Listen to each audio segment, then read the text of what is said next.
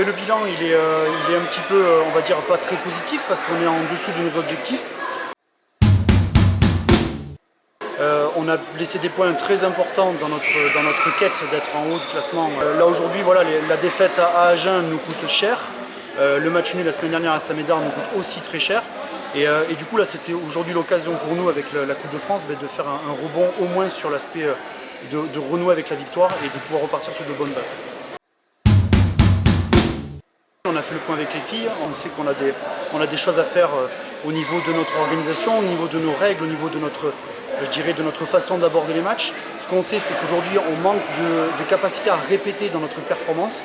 Inconsciemment, on a tendance un petit peu à baisser notre niveau de jeu en fonction de l'adversaire et à le hausser en fonction de l'adversaire. Donc c'est vrai que quand on joue des équipes qu'on sait qui sont intéressantes à jouer, assez percutantes, typiquement Luc de Berne, on va avoir tendance à jouer notre meilleur handball, ou du moins faire une copie plutôt rassurante.